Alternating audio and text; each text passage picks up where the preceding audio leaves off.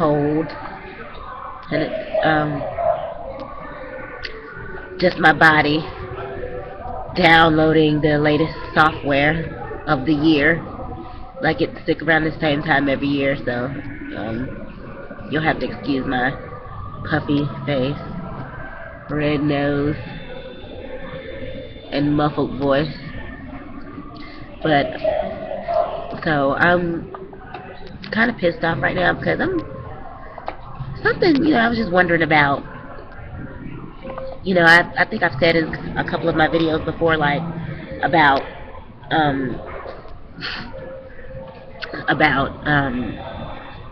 biblical characters and the proof of their existence,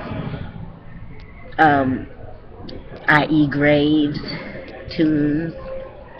So I was just wondering, like, I wonder, what type of, I wonder, can they find some of the tombs of some of the patriarchs? So I look it up, and here goes the cave of the patriarchs. So I'm on, Wikipedia, and as I'm reading, I just read something very, very, very, very disturbing. So I get down here when it's talking about the caves. I'll tell you what it says. This is Wikipedia. So, okay. The caves under the enclosure are not themselves generally accessible. The Waqf have historically prevented access to the actual tombs out of respect for the dead. And just that sentence right there really pisses me off, because I'm like, so what about the Egyptian tombs that they have raided the whole 18th, 19th, 20th century for years? Tore down tombs, tore down pyramids, used bricks from pyramids to make mosques. Like, really? But the cave of the patriarch is like, really? Let me read this again. The caves under the enclosure are not themselves generally accessible.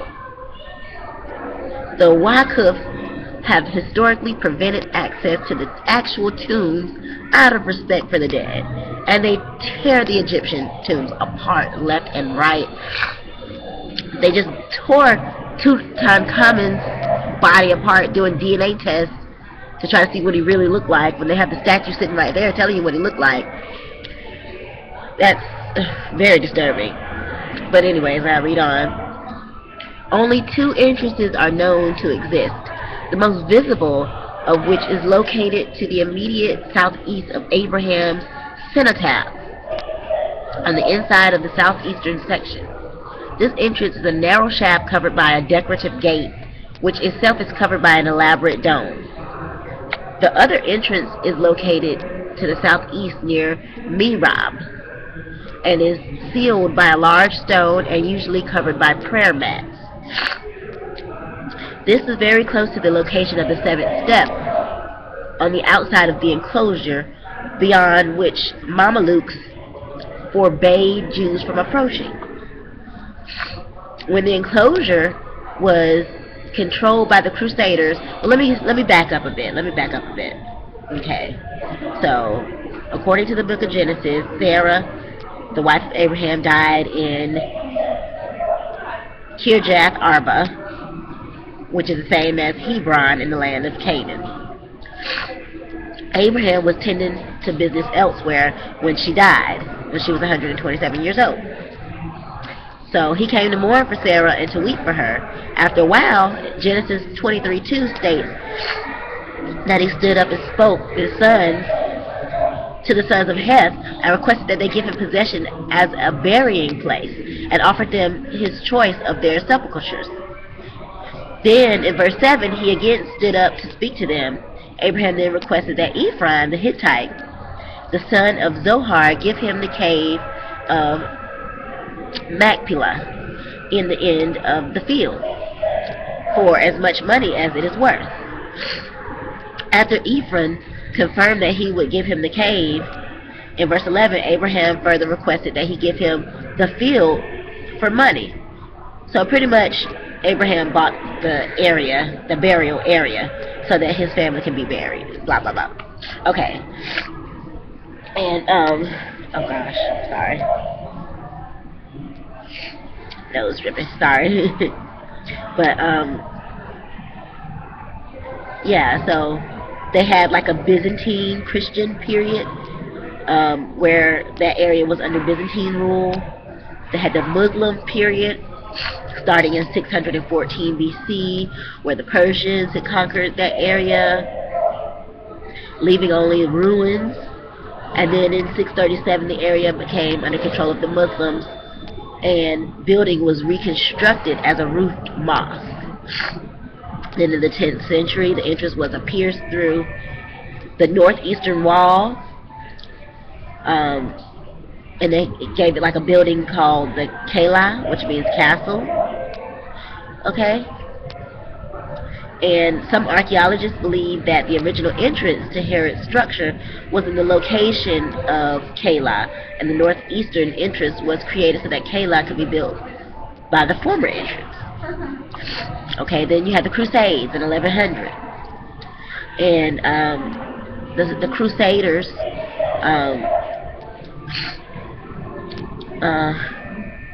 made it so that the Muslims were no longer permitted to enter. Okay, during this period, it was given a new roof, vaulting. A couple years later,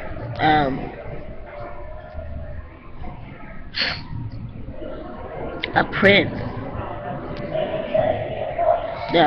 Baldwin II of Jerusalem, according to Ali of Herat, in 1173, stated that Abraham had given away a number of francs had been made in their entrance, and they discovered the bodies of Abraham, Isaac, and Jacob, their shrouds having fallen to pieces, lying propped up against a wall. Now I find that funny because, one, out of respect for your dead,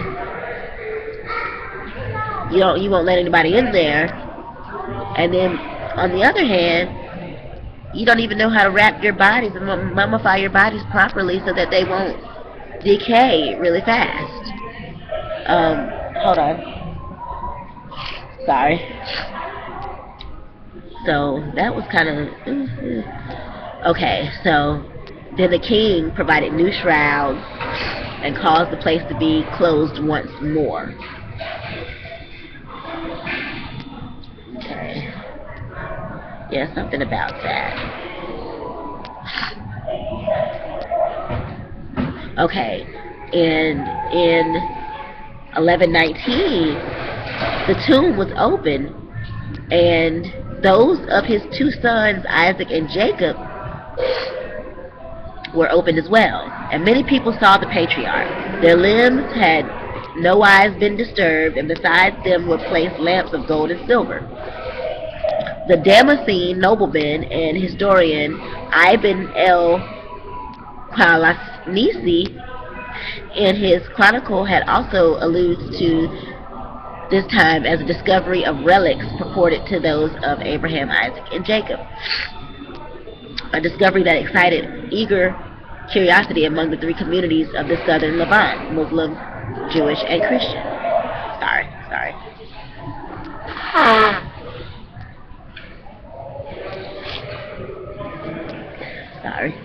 Okay. Now,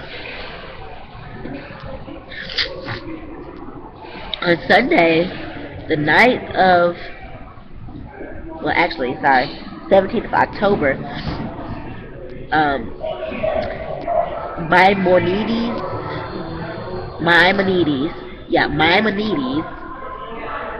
which was over the Crusader rule, he stated that he left Jerusalem for Hebron to kiss the tombs of my ancestors in the cave. And on that day I stood in the cave and prayed, praise be to God and gratitude for everything. Okay, so I guess these are just instances where people have saw the actual bodies. In 1170, Benjamin of Tudela visited the city which he called by its Frankish name, St. Abram de Bron, and he reported that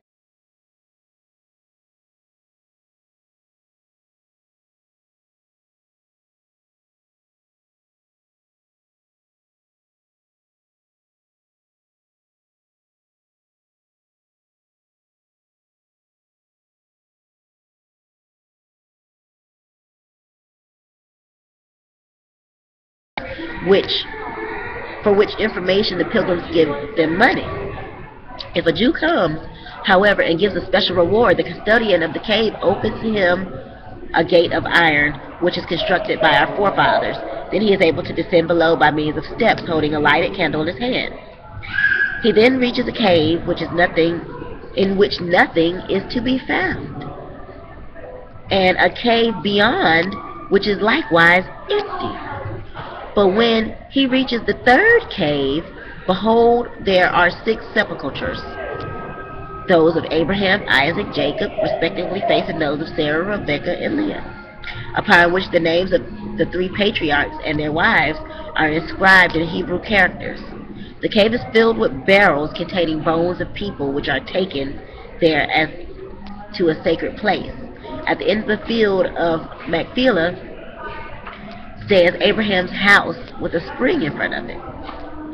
So that's what Benjamin of Tudela said in 1170. So then the Muslims take over in 1188. Okay.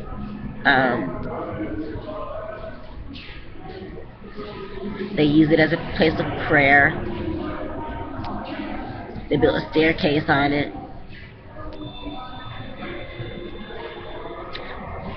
And the Mamluks forbade Jews from entering the site, allowing them only as close as the 5th step on a staircase at the southeast. But after some time, this was increased to the 7th step, which that's kind of crazy, because I thought he was the patriarch of the Muslims and the Jews. So how come they both can't go down there and see the graves? That's disrespecting the grave in itself by having all that hate and all that discourse. You know, people have just really just ruined our national treasures, especially the tombs in Egypt. Especially. Okay, during the Ottoman period, the dilapidated state of the patriarchs' tombs was restored to a semblance of sumptuous dignity. Ali Bey, one of the few foreigners to gain access, reported in 1807 that all the sepulchres of the patriarchs are covered with rich carpets of green silk, magnificently embroidered with gold, and those of the wives are red, embroidered in a like manner. The sultans of Constantinople furnished these carpets, which are renewed from time to time. Ali Bey counted 9, one over the other, upon the sepulchre of Abraham. So then in 1967, after the Israeli victory, Israel gained control of the area and in the cave for about 700 years. Well, the first Jew who entered the cave for about 700 years was Chief Rabbi of Israel Defense Forces and Major General Rabbi Sholo Goren about 700 years ago.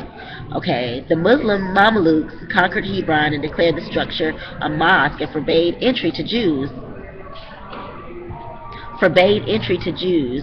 who were not allowed past the 7th step on the staircase on the outside of the building. Okay, so then they had Hebron massacre in 1929, and the restricted access was even more restricted by the British Mandate authorities. Now, I am on Wikipedia. That statement does not have a citation, so it may not be true, but it may be true. We don't know because it has no citation. So that's a disclaimer. After Israeli statehood in 1948, the Jordanian occupation of the West Bank, no Jews were allowed anywhere in the Judean mountains. There's no citation for that as well. But following the Israeli occupation of Hebron in the Six-Day War, the area came back under Jewish authority for the first time in 2,000 years, and the 700-long restriction limiting Jews to the seventh step outside was lifted. Hey, how y'all doing? Y'all need some help? That was $129.99.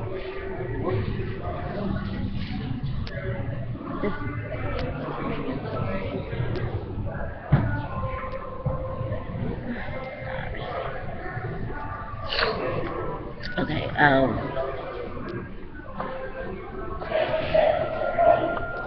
sorry guys. So anyways,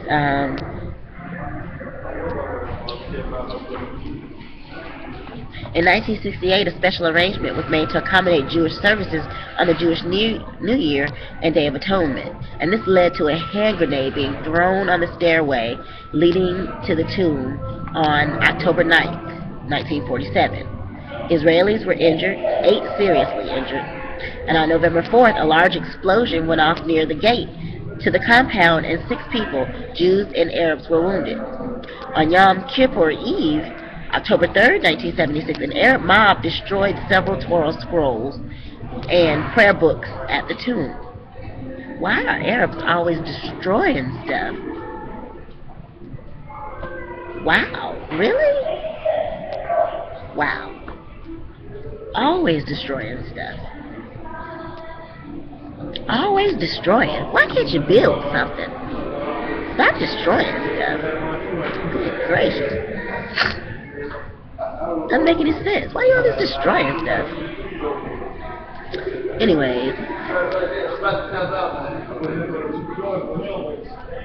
Okay, and also in 1980, an attack on the Jewish worshippers returning from the prayers at the tomb left 6 dead and 17 wounded. Tensions would later increase as the Israeli government signed the Oslo Records in September 1993, which gave limited autonomy to the PLO in the West Bank, city of Jericho, and the Gaza Strip. The city of Hebron and the rest of the major Palestinian population centers, the West Bank, were not included in the initial agreement. A shooting spree committed by Baruch Goldstein, an Israeli-American settler in February 1994, left 29 Palestinian Muslims dead. All that fighting. Africans weren't fighting like that. I'm sorry, we weren't. It's too much craziness. Okay, the increased sensitivity of the site meant that in 1996, Wye River Accords, part of the Arab-Israeli peace process, included a temporary status agreement for the site restricting access for both Jews and Muslims.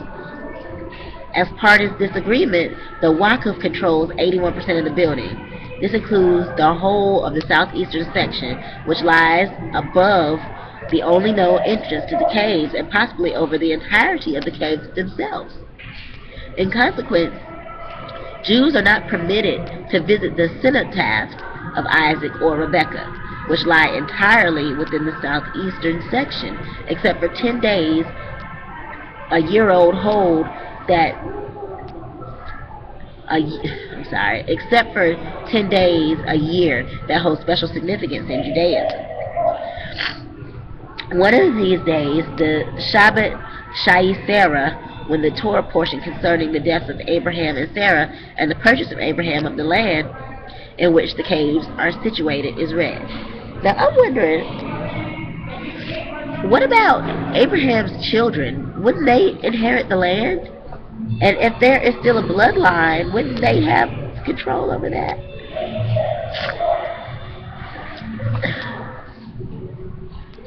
I have to look something up, because I think that when like people conquer other nations, I'm trying to figure out, when people conquer other nations, do they just destroy everything, or do they keep some relics? I'm going to look that up, because it makes me wonder. Okay, but in February 21st, 2010, Israel announced that it would include the site in a National Heritage Site Protection and Rehabilitation Program. Okay? So, yeah,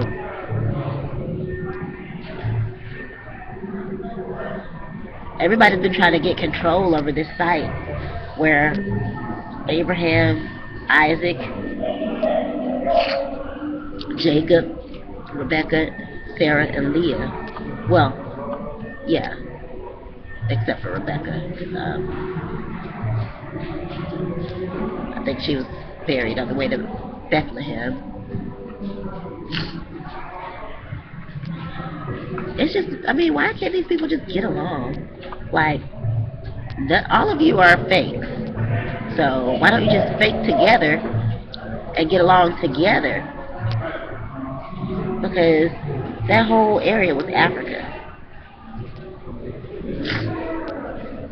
The whole area was Africa and was controlled by Africans until the invaders came, the foreign invaders came and just literally plunged the place.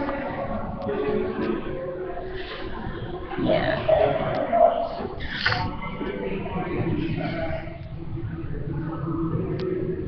And how come they don't do a DNA test on Abraham's body like they did on Tutankhamun's?